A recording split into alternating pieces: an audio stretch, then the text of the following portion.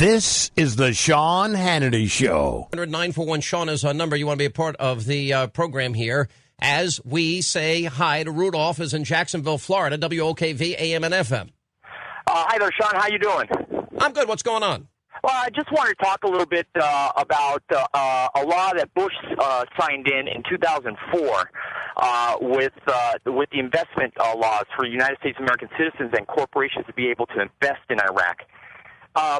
Bush made a statement quite a few times to the American public. He said that we would never spend $1 American to support this war. And in actuality, he's very correct. The United States holds about 5.5 trillion Iraqi dinars in their basket of currencies. In 91, when Kuwait was invaded, their currency went from $2.32, it went down to 10 cents. After we liberated Kuwait, 18 months later, their currency went back up to $2.41. The investment that the United States made in first Bush's presidency paid for about three-fourths of the liberation of Kuwait. So really no American dollars were spent in that war.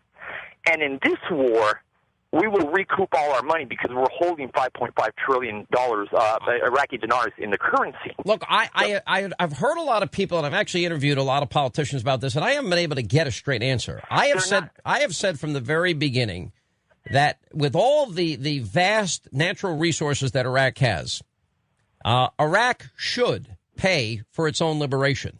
And that means they should repay us every single solitary dime. And they should give money to every military family that served in that conflict. This is what I want to say. You probably won't hear very much of this because it's within the extraordinary plan that Bush had administrated. So you're not going to hear about this because it's really an investment from the Federal Reserve to the United States to Iraq, but it will pay for our war, and it will profit. Now, I'm going to give you a little clue here. A lot of people said, what is Obama talking about? When him and Geithner said that in 3 years we would be out of our national deficit. I don't know if you remember early 2010, he made that comment, and everybody said, what is he talking about? Well, they know that when the Iraqi dinar revalues, they're looking at a revalue rate of about $1.28 to $2.12. That 5.5 trillion dinars will turn out to be about $12 trillion. All right. Well, look, we'll see what happens. I don't know, but I will tell you this. I think that should have been a condition from day one. And I'd like to see military families, especially those that have lost loved ones. Why aren't they given compensation by the Iraqi government? There's certainly enough oil there that certainly, all right, we can do it over time, but it certainly is something that I think ought to be paid.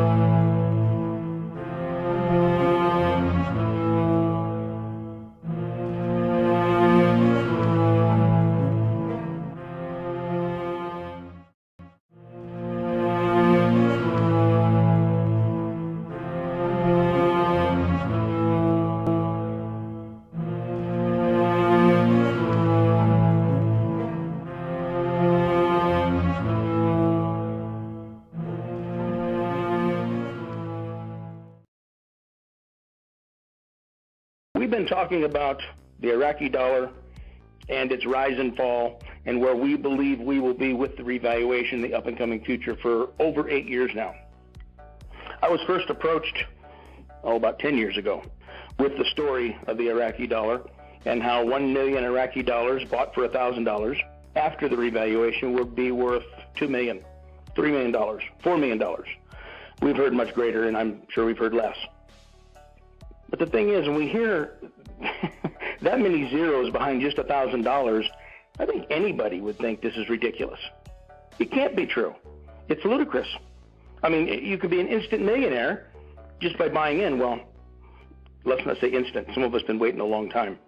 But we have been waiting for what? The correction of the value of this country.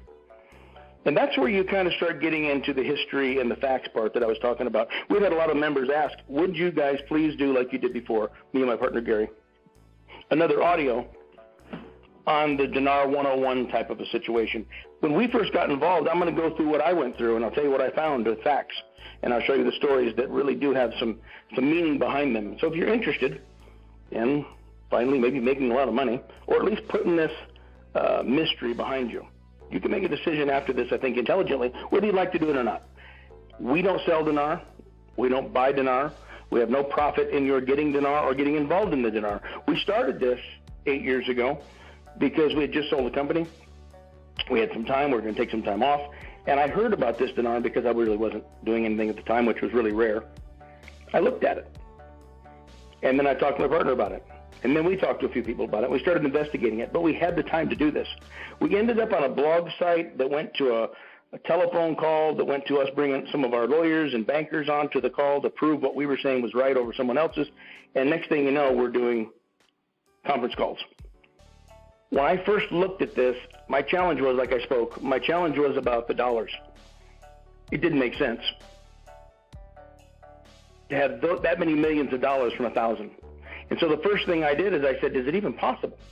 Well, in doing some research and talking to a few people, they said, is it possible? Their dollar's been 2, 3, 4 times ours most of their life. Except when they bumped into the war in 1989, 1995, in the Gulf War and the Iran War, they were way above the United States dollar. And right after that, right after the Kuwait War, went back up to that, almost 280, 290. Some people say it was over $3 with Saddam Hussein. I can't find that. But in 1932, I wrote these down, 1932 to 1949, their dollar was $4.86. I mean, that's up to 1950. That's a lot of money.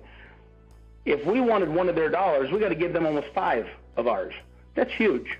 Now, it never got that high again, but from 1950 to 1971, it's a big jump. It stayed equal with the Great British Pound until they separated in 1960-something, and it went to $2.80. That whole time it was $2.80. It just stayed there. In fact, the Great British Pound was still $2.80 as well. The inflation of the United States in 1973, their currency rose to $3.39 against the dollar. 1982, it was $3.22 to the United States dollar, and it stayed there right up to the war, the Gulf War, and like I said, the Iran War. After that, it went back up to 2-something. And then when the war with the United States came in, obviously it went from where it was, it dropped back down to 1/10 of a penny or so. That's about where it was during the Gulf War, too. It was 3,000 Iraqi dollars to 1 USD. So what have we established? The history of Iraq says that that's where the world says they should be. If our dollar is 1, their dollar should be 3 plus, a couple times 4 plus, but 3 plus. As an average, they were well over $3 most of their history, up until the war. And the war obviously puts them off the chart. Nobody gets to have a free reign during war. You do have a diminishment. There's embargoes and sanctions that you can't buy, sell, trade, ship, anything. You're done. And that's kind of where Iraq has been for a long time. And this is kind of where the history part really plays to our favor. If this is going to be real, and if we're going to listen to this, don't just listen to me speaking. If you're going to invest in this, or if you have a reason to invest in this, think about what I'm saying, because it's your family. This is what I did. And I looked at it, when I looked at this, I looked at it hard. I said, with this, I don't get to take off for 5, 6, 7 years. I can just completely retire, because that's all I was going to do is take off for 5, 6 years after selling the company and so on and so on. So when looking at this opportunity, I went from there's the money. Now, what are the other factors in this? What are the facts, behind this country? Well, one of the things that got me is when I first started thinking, it kind of bothered me that the United States people could go in and buy their currency and hold on to it. Because the first thing I did when I went to the banks, they told me, well, you can't buy that. Their currency's on, and this is 8 years ago, their currency's on the terrorist list. And I said, terrorist list? OFAC list. And actually, that was about 4 or 5 years ago. At the beginning, we didn't even know that. But when I found it was on a terrorist list, I thought, well, how is the United States citizens able to buy money that is on a terrorist list, hold it, and resell it later? That's not legal. Wartime law, you can't do that. You can't have an invading force come into a country and their citizens buy the money, and after it revalues, everybody gets rich. There's laws against that. So what happened here? Well, the United States went in March of 2003, and when Bush went in, he went in with a fury. First of all, if you look back and see what took place, and maybe you remember, I didn't remember all this, the United Nations told them to stay out. You have no right going in here at this point. I don't care what you think's going there. You're not going in. China said, yeah, don't go in there. France, one of our main allies of the United States, France said, yeah, don't go in there. I mean, they made a very brash offensive command towards major countries as they went in here. But here's what's interesting. Before they did that, and I wanted to make that sound as dramatic as it was for a reason. Probably overdid a little bit, sorry. But what I wanted to get across is how much he went in there. He went in there like a bull. Just 2 months before this, he wrote something that the first time any president or any country had ever done this.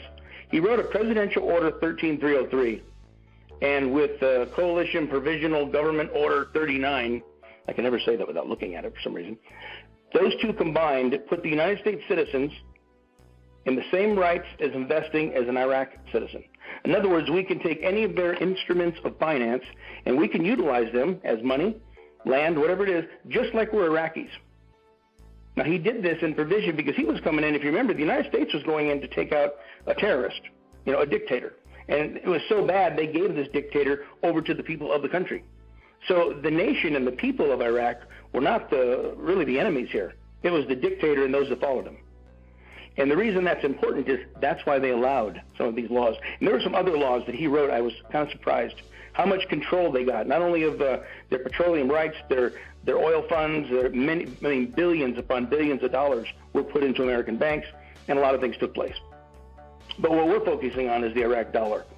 And why would a president, 2 months before the war, go in and say, our citizens will be able to buy this currency, hold on to it? 13303, actually, this law keeps them safe from losing any kind of financial gain here until the time they see fit to do whatever they want with it, which only has a cash-in situation. Trying not to say cash-in because he probably wouldn't say that, but that's what happens. When you turn it back over for profit, that's what it's going to be. And there were many people back then who I've talked to that were in the Washington area said there were people being told to buy the Iraqi dollar once it turns to new currency. Not the old stuff with Saddam Hussein's face on it, the new currency. New Iraq money would be worth something in the future, period. Hold on to it. Now, I know, sounds a little bit crazy, but these are the things that took place. Now, add that up with the dollars. This country has been at greater than our dollar's face value most of its life. It is said to be going back there. Now, one of the things you'd look at, let's say we were looking at a company. If we were looking at, say, a commercial company or a big company, how do you rate their value? Well, it's profit and loss statement. What are your profits? What are your losses? What are your expenses? How's all that working for you? And then you can evaluate or appraise how much the company's worth. The countries have done the same way. What I seen when I started investigating this, one of the things that just blew me away was right at the time I was getting involved, I was looking up some information on something that was being told to me. And that's the Paris Treaty, the Paris Club. Now, the Paris Club had been supporting, if you look them up, the Paris Club, they're a group of individual investors, some countries, but mostly just, very well-off investors that help and support and loan money for the sake of value, obviously interest, or something in return. And the Paris Club had been doing this with Iraq for quite some time. So they had a lot invested here. Needing this country to be revalued at the highest rate possible, they started making a plan of action on how to set them up like a company. And I don't mean set them up like a company, but just as you would do a profit and loss statement. And all these major countries started forgiving debt. Say, look, if you forgive the debt here, you're going to get this back later. And it'll be more than what you put in. Trust me, here's how it goes.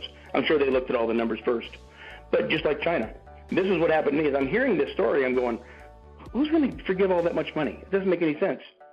2009, April 1st, I'm looking at this. This is when I got in. I bought in 3 days later. China forgave the debt to Iraq for billions of dollars. It said 80% of the debt would be forgiven. That 80% of the debt Iraq had to China would be forgiven. And that was like country number 4 or 5 at that time. And there was a total of 16 that were forgiving all these debt.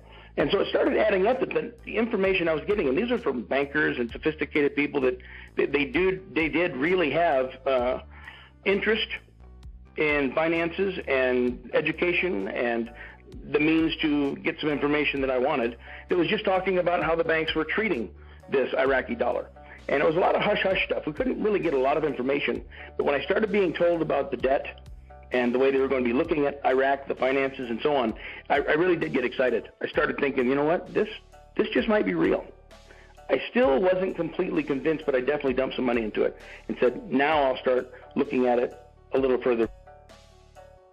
So we have here the history behind the dollars and how they have grown, how they've always been. They've followed a definite pattern for many, many years. We have the situation where they've only slumped in dollars when they went into a war situation with embargoes and sanctions. Same thing happened when the United States went in 2003. They have not received their dollars back at this point. They've not received the revaluation of their currency yet. They've definitely grabbed loans from the IMF. They've made wagers with many different countries. When Shabibi was in charge of the Central Bank of Iraq, one of the things he did was literally a tour of Europe, showing how wealthy their country is and will be again, and what their future is going to look like. If you look at the news, you'll see segments from Hillary Clinton when she was still in office. She went over to Iraq 2 years ago, and I was kind of surprised she said this on television. Here, as Denarians, we're looking at this thing for the last 7-8 years, trying to find anything, somebody say something about Iraq positive, right? And it wasn't happening in the beginning. And she goes over, and what she said in this interview, and you can find it, very easy, is that Iraq would outgrow China per capita of people over the next 5 years, and that they would be literally an economic giant in where they're headed. Now, right after this, we had the ISIS situation, and it really slowed everything down. So maybe it was 3 or 4 years. But that was a stall, obviously. We also had, just before he went out of office, about 8-9 months before Obama went out of office, on live television, he was talking about Iraq's credibility, the success that their leaders have had, and the fact that they were now a sovereign country. I don't see how they're a sovereign country or nation. I like the fact that he said it because they're heading there. But without their currency back, they still had over $800 billion locked up in the Federal Reserve with the DFI funds that had not been released. By the way, those were released about a week and a half, 2 weeks ago. All these things were yet to come. But hearing this positive information, Shabibi, when he was in Jackson Hole, Wyoming, he talked about how their currency could endure a $12 to United States $1 increase. Now, that would crush the world. You can't have that kind of a lopsided situation, but he was trying to emphasize their wealth. They're looking now at, they went from number 4 to number 3. They'll try to be number 2 before the end of the year, producer in oil. They definitely have the potential to be number 1. I mean, how do you hold that country down to a tenth of a penny in their currency?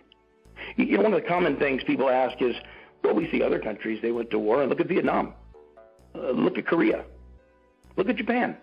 Nothing against these countries, but look at them. When they come out of the war, their currency was nothing. I mean, you can buy, what is it, 1 million Vietnamese dong for $60.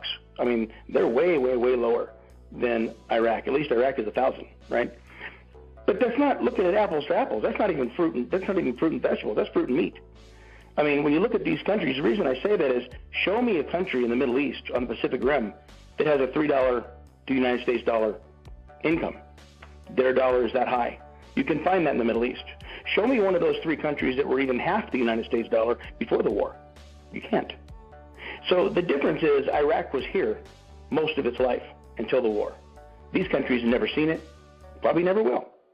But again, not a slant towards them, but it is facts. When we're trying to figure out whether this is possible, those are big numbers.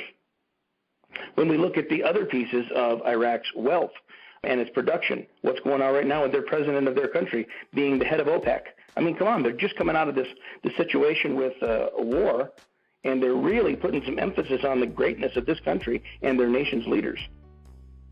That's not being done because something negative is about to happen. Now, one of the problems we have right now is we continually look at the news, try to find out what's going on, is there's nothing in Iraq holding this up. That's been known for years. So what is it? There's other nations having a revaluation at the same time. You've probably heard the term the global reset of currencies. There's over 50 countries going to be global reset of currencies, and Iraq will be one of those. These numbers and names have been slipped out throughout politics and different parts of banking communities for a while. We know it's coming. So, how do we view this? You thinking any differently now? See, this is the reason when I looked at it, I thought, if I could turn, $1,000 into $100,000, I'd be all over that, and I'd do it times 20, 30, 40, 50. When do you stop, right? But we're not talking about that. We're talking about being involved in something that was supposed to be hidden. When this happened in 2003, there really wasn't much of an internet. 1998, 1999, that's when the internet was just getting its, glory, if you would. The year 2000 was going to be the Y2K thing, which everybody was horrified of and didn't mean nothing. I mean, there was some bumps in the road there, but not like what everybody thought. So 3 years later, do you think we really had an idea, the world, of where the internet highway would be at this point? We wouldn't. We had no idea. So it was very important when the United States came in 2003. They weren't really too tight-lipped. There was no internet to tell everybody around the world. People have now been telling this around the world for a long time.